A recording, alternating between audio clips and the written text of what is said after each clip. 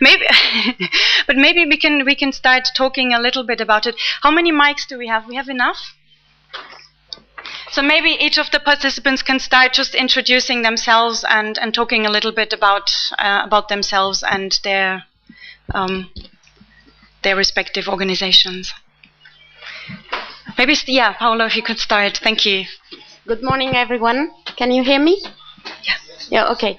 My name is Paola de Salvo, and I work for ESRI Global Affairs team, taking care of UN, international organization, and non-profit programs for ESRI. I have 12 years of experience as a geospatial analyst for different UN organizations, FAO, World Food Program, ITU, and UNOSAT. It is really a big pleasure to be here talking about cloud and the field, because that's what we are all concerned. It's mainly the field, I would say, by leveraging the technology that is up there in the cloud.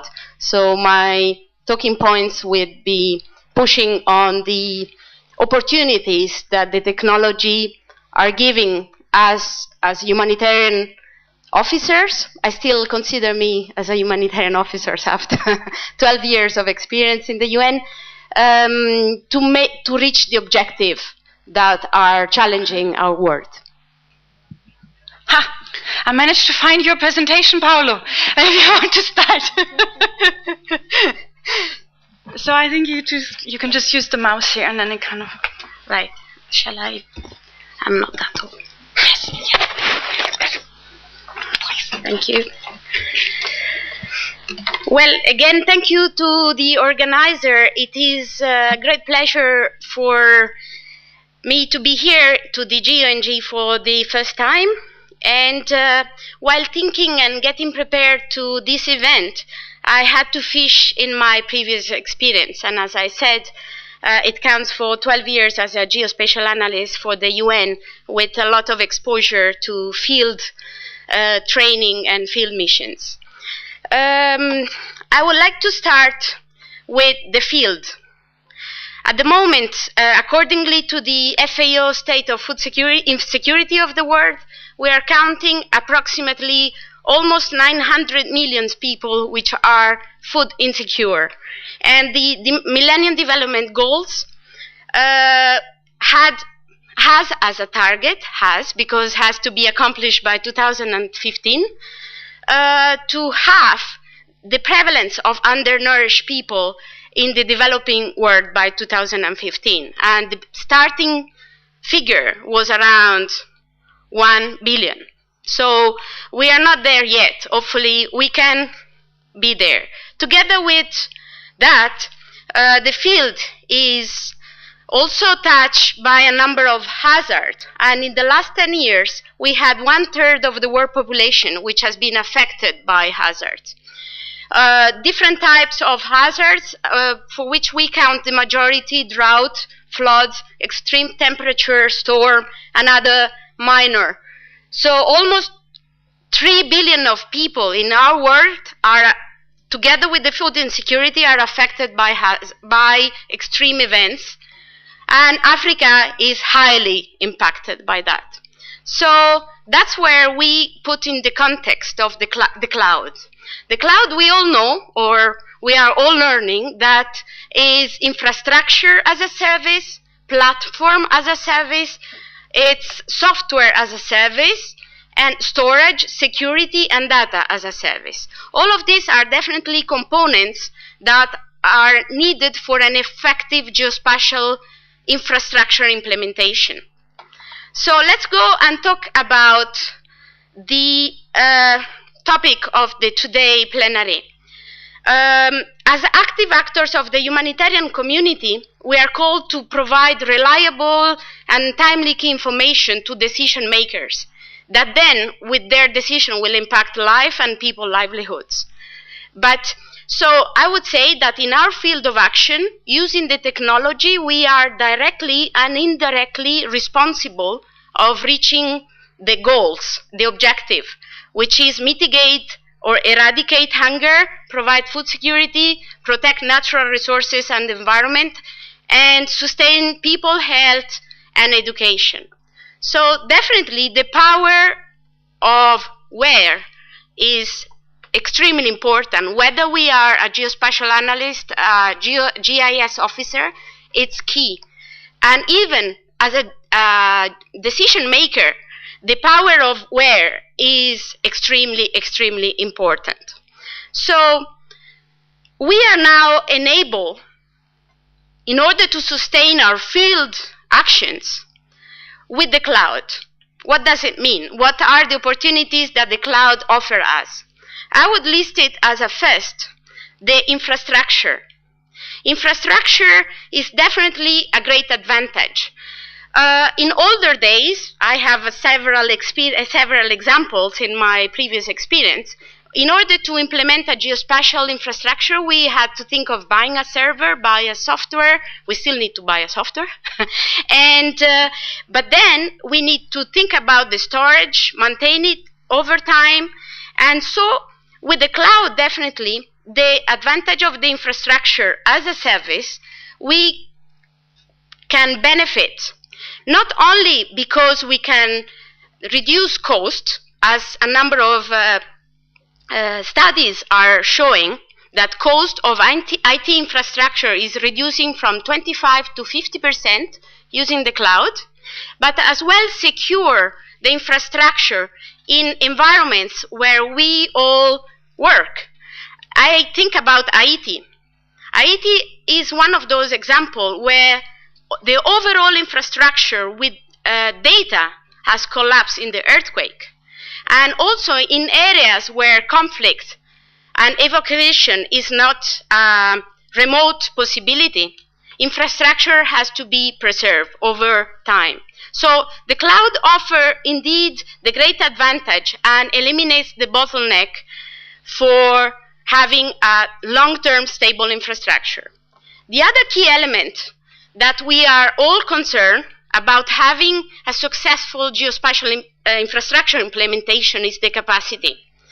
And capacity is, I would say, our capacity, indeed, as HQ-based people, but as well the field, our colleagues in the field. And because as humanitarian officers, we are involved in countries that are not our home countries, sooner or later we are going to change either job or a country. So the very good effect of the cloud is empower our field colleagues, not only because they need to be empowered, because we all need to be empowered, but as well the cloud offers this technology awareness that they can breed throughout the sharing of best practices, data, and examples. So indeed the cloud offers a great environment for field people which are not constantly exposed as we would to the variety of technology. And the other great opportunity that I can see is that we can leverage the cloud to make the good work of our field colleagues emerge. So I would then leave as a last point of opportunities the data.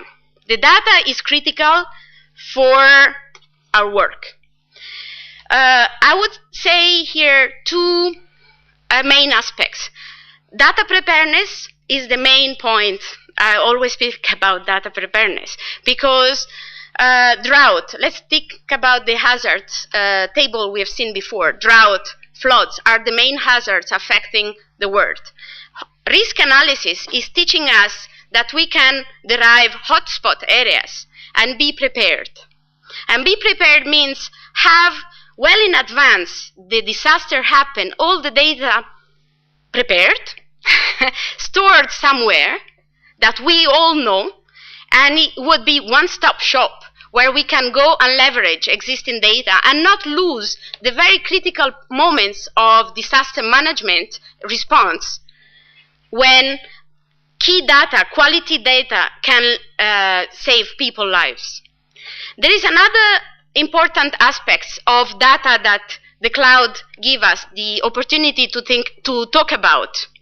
The data life. I'm sure you you have been through an example in your daily work where you've seen a PDF with great example of data in it. And you were thinking, oh, it would be good to incorporate this data in my analysis. But unless you don't know the person who's behind, you cannot access those data. You would phone, but the person is on a mission, and those data are not accessible. Well, the cloud is offering us the possibility of making data life much more long-lasting and their impact. We can invest on the data by making sure that this information that we do collect, we do analyze, we put on a report, can have an impact on somebody else's work, and which is out of our scope of work. So we're not only producing a great map, we're not just producing a great analysis, we are sharing so that somebody else can invest on the data we have produced in order to have a stronger impact and provide better decision to somebody else. So indeed, data is, the cloud offers a big advantage for data. Let's think about the challenges. Connectivity. Connectivity, it's interesting enough. I've been doing some research. Food is lacking, but mobile access is not. So the latest statistics of ITU, International Telecommunication Union, are showing that 4.6 billion subscription at 2009, that's the latest figure, are in the 4.6 billion subscription are globally present. It means that it's over the majority of the world population. So connectivity is not an issue anymore. We were recently in Kenya for the Eastern Africa User Conference, and we were able to show our ArcGIS online so powerfully, and I was so glad to be able to use it there, because connectivity indeed, it's advancing rapidly in developing countries. But even in those areas where connectivity is an issue, UN international organizations are still having a solution, which is satellite communication. So wherever we are, even in the more disconnected area, we still have a solution to be able to be connected and use the cloud. The other important point I would mention as a challenge and as a key aspect of making the cloud a successful technological implementation in the field is the interoperability. It means that, what is interoperability? All of the components that,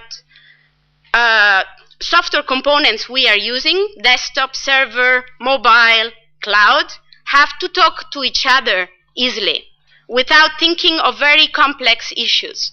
So this is extremely important, because the field people don't have time, neither resources, to play with software that might not be easily compatible and easily interoperable with the already existing work they have already done.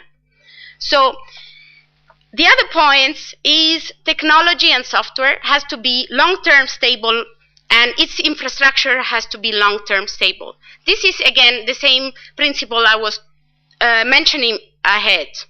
We want to provide our field colleagues some solutions that are long-term stable, that they can rely on over time. Let's think of an ideal plan of 5 years, where software exists, infrastructure evolves, and where our colleagues in the field can always have a support, can always have a network of people to rely on and request training, can request support, and can request support over time. Then the HQ versus field, what Sandra was mentioning before. I think we are all somehow HQ-based people with exposure to the field. And we all came across to the fact that our field colleagues don't have the luxury, let me say so, of playing with the variety of technology that we are exposed. Because I remember in my office, in a workshop program, we had 4 people dealing with GIS. And that was a luxury because my colleague in Afghanistan, she was alone and she had to deliver every day. So in Rome, we had the luxury of testing different solutions. Indeed, it's very, very important. But then, as a community, humanitarian community, we should, for the sake of reaching the objective, we should really provide the solution that is the longer term stable, the one that provides support, and that the one that make the colleagues in the field feeling comfortable enough to do their work.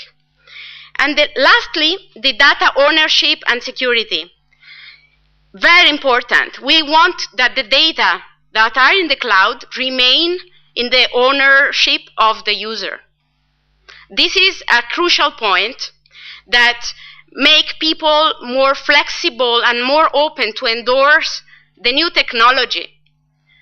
So let's say overall that the cloud cultivates the connectivity and the co-creativity effect, and of course promotes the partnership and community network development.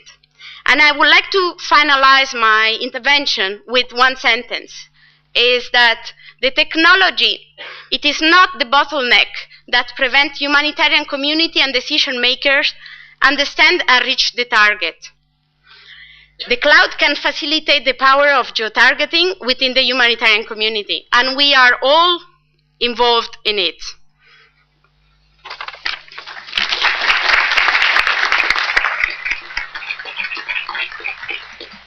Thank you so much, Paola. I actually think you touched on quite many of the topics that are quite important. And I do want to like to point out that for those of you who are interested in data democratization, we do have a roundtable on that. And we also do have a roundtable on the field connectivity. So stay tuned and check in your agenda if you're interested in that. In the meantime, while fighting with this thingy, I'd like to introduce Emily, and maybe if she would like to say a few words about her, that would be great. Thank you. So in French is okay? In French is okay, yes. Just grab one of these microphones in front of you. Thank you. Bonjour à tous et désolé pour cette arrivée un petit peu tardive. Le train de ce matin était un petit peu en retard de Paris. Donc je m'appelle Émilie et je travaille chez Google pour donc toute la partie géo. Donc je m'occupe de tous les logiciels, toutes les plateformes géo autour du cloud chez Google. Et donc, je vais faire une petite présentation à la suite d'une quinzaine de minutes et je suis là pour répondre à vos questions bien sûr.